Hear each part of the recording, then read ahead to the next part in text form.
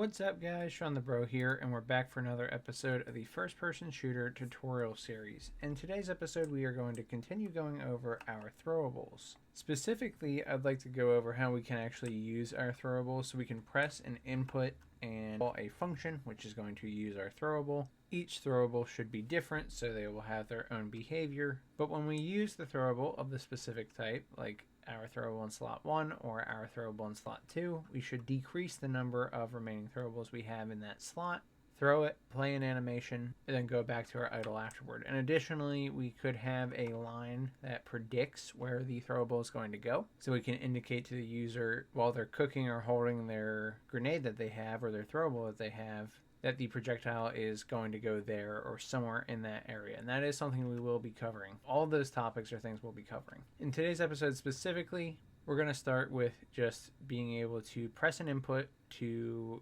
call a function, which will throw our throwable when we set that up for each throwable. And we're going to reduce the number in that slot. So this is going to be a fun episode. We're getting closer to having a full throwable system, and I'm super excited about that. I love working on throwables. They're incredibly fun all the time. So before we hop into this episode, if you want to get caught up in the first-person shooter tutorial series, you can check out how we've done everything in this series, from our weapons to our hit scan and our movement states. I'll link you to this entire playlist right here in the top right corner of the first-person shooter tutorial series. Alternatively, if you're just interested in throwables, you don't have to follow along with the whole series to watch this episode, but this is part 4 of throwables. I do recommend that you watch the other parts of throwables, that way you can follow along easily, as we are going to be expanding upon them in today's episode. So I'll link part 1 of throwables in the first-person shooter right here in the top right corner. And with that out of the way, we can go ahead and get started. So this is a code and blueprint tutorial series. We're going to be doing pretty much everything in the code today. But to do that, we will need inputs for our different types of throwables. So again, I have 2 slots in my games. So I need an input from my first slot and an input from my second slot. We haven't set it up where it is restricted to lethal and tactical, but this is something that I mentioned. Some games have a system where their grenades that deal damage or their throwables that deal damage are separated from their throwables that are for strategy or what we call tacticals. Regardless of how we set this up, we need inputs for both of those. So I'm going to go to Edit, Project Settings, scroll down to the Input section, and we can go to our action mappings, and we can add an action mapping in here. If you're using enhanced input, that's perfectly fine to create your inputs through enhanced input. We haven't switched over the series to use that at this point, just because we haven't had to, so feel free to add an input that way as well. I have episodes on enhanced input if you would prefer, but I'm going to do it through here, and then eventually we can update all of them in one go if we want to do that, or we can always keep it in the system. It is up to us. So anyway, I will add 2 action mappings, and my first one is going to be throwable slot 1, and we'll actually call it use throwable slot 1, use throwable slot 2. Now we just have to choose which inputs we want for these, and we can set them up for keyboard and gamepad as well. So I don't believe we have any for plus and minus.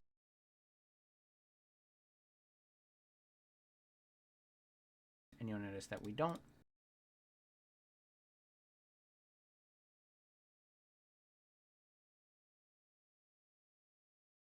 So here we are, and we can do minus for throwable slot 1, numpad minus. If we want a controller input or gamepad input for that, we can do left shoulder. So gamepad left shoulder, and then use throwable slot 2 can be the plus key, num plus. Then we're going to use the right shoulder for our gamepad. Excellent, and now we have these in here. We're going to need to access them in the code.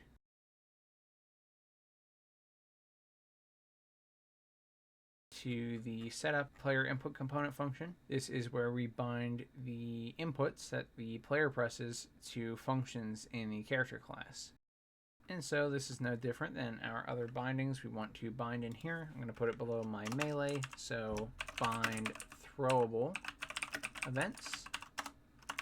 And we just want to use our player input component that is passed into this function right here. Note that if you have this function on a player controller, you won't have this passed in. You'll just have access to the player input component. And we want to call bind action on it For the string here, we have to have the name of the action, which for me is use throwable slot 1. Next parameter is IE_pressed, which means when we press this input is when we are going to call the function. Next parameter is this, which is object that we are going to call the function on, and we're calling it on this instance of the first-person shooter tutorial character that pressed that button. Then we need to actually select the function that's going to be called when this happens, so we're going to bind it, and we can do that by doing ampersand a FPS tutorial character ::, and we will need a function for this. So I'm going to say use throwable slot 1. And we don't have this function made yet, so we will obviously make it. And then you can copy this whole line. Make sure you don't forget your semicolon. And we can switch the second one to be use throwable slot 2 for the action name, and for the function we can call it use throwable slot 2. Now we have our binding ready, but we need to set up these functions. So if we go to the FPS tutorial character.h, we can scroll down to where we want to add these functions. So I will come down here and go below my melee. Use the throwable in slot 1. Or we can say in throwable slot 1. And use the throwable in throwable slot 2. Perfect. And now we need to make our function, so void use throwable slot 1 and void use throwable slot 2. Now, if we're not calling these from blueprints, we don't have to make them U functions that are blueprint callable or anything, so we can leave them like this. If you want to be able to call them in the blueprint, make sure you make them ufunction blueprint callable. For now, we will leave them as is, and we can go back to the FPS tutorial character.cpp. These functions were now found, and we have to go to where we want to create them, or rather fill out all the information within them. So I'm scrolling down to below my melee, which is right here.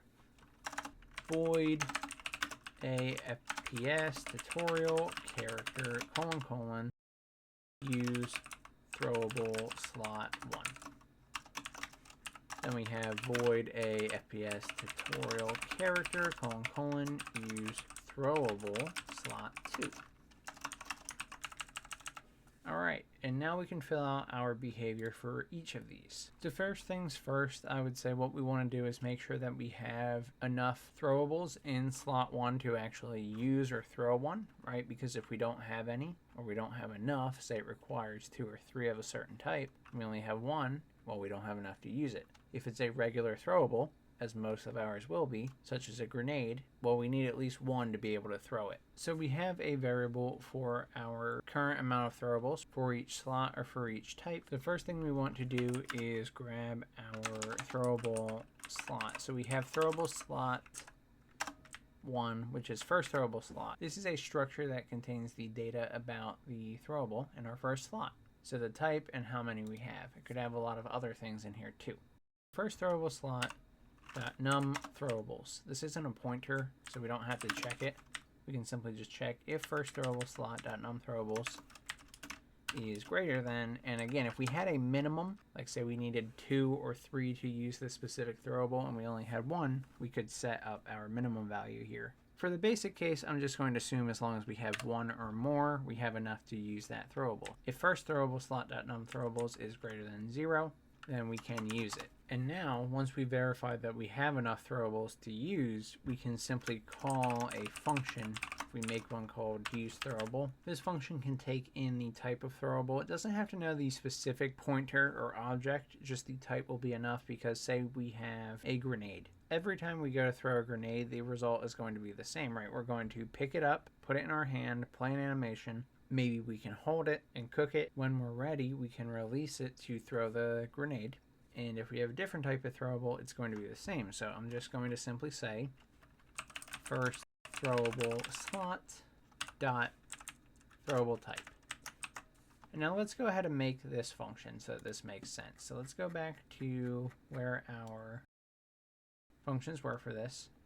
Use a throwable based on the type. void use throwable, e throwable type, and we're going to call this type. Then we can go back into FPS tutorial character.cpp, void a FPS tutorial character, use throwable. It's going to take in that e throwable type. So then when we call use throwable from our input bindings here, we are just passing in the type that is in that slot. And then we're going to do the same thing for use throwable slot 2. So you can copy everything in use throwable slot 1, but change it to second throwable slot dot num throwables and second throwable slot dot throwable type. So as long as we have enough to use them, we are going to use them. Now we're not going to fill out use throwable in today's episode, but to verify things are working, we could print a log, ue log, and we need the log temp, which is the default output log. It can be of type log, which is just that white text. And then we can put the text macro with parentheses and put some text in here. Character is using a throwable type %s and comma after the first parenthesis, and we want to do star or asterisk to dereference enum : get value as string, and for the parameter to get value as string, we're going to pass in our type. So what this will do is literally convert the enum value to the string name. So it's going to be a character is using a throwable of type, going to be using one of the types that we have in eThrowable type, such as frag grenade or throwing knife. And this will be sufficient for right now. So basically, if we launch our game, go into the campaign, we have our throwables in our slot already. So if we press the minus key on our numpad and go to the output log, I'm going to dock it in my layout so that I can see it more easily. You'll see that we say a character is using a throwable of type eThrowable type : e_frag grenade, and that is correct. The frag grenade is the type that is in my first throwable slot. So if I scroll down in my constructor, I set this up in a previous throwable episode. I have 2 of them. The throwing knife should be my secondary. So if I go back into Unreal and I am to press the plus key and I go to the output log, you'll see that it says a character is using a throwable of type eThrowable type : e_throwing knife. So this is working wonderfully. The last thing that we want to do for today's episode is just decrement the amount of throwables we have left once we use them. So in use throwable slot 1, after calling use throwable, you could subtract 1 from first throwable slot dot num throwables. And you could do the same for use throwable slot 2. We're just going to decrement from second throwable slot dot num throwables. So once we use them, subtract 1 from it. Now if we launch again, the editor is open again and we can come in here. Now our UI is not going to update in real time just yet, but if we go to our output log and pull up the game, I only have 2 frag grenades, so when I press minus it should print, and when I press it again it should print, and after that it should not print because I am out, and we can tell that it's working because it's not printing. I have no more frag grenades to throw. The same goes for the throwing knife, so I have 3 of those, so I can press plus, plus, plus, and after that I won't be able to throw any more throwing knives. So our logic is working exactly as expected. I hope you guys enjoyed this episode on throwables and you're excited to see more, such as actually making a predicted path and actually throwing a throwable. If you are and you're interested in supporting the channel, then please subscribe. It does more for myself and the channel than anything else you can do, and it is completely free. I also want to give a huge shout out to my YouTube membership, Patreon members, and Discord subscribers. You guys are fantastic, and thank you for all the love and support. I am so incredibly grateful for it. If you ran into any problems while following this tutorial or any of my tutorials, I would be happy to help you out in the Discord community. There's a link in the description for that, and the support is completely free. Thank you so much for watching. I'm Shawnthebro, and I'll see you in the next one. Goodbye, guys.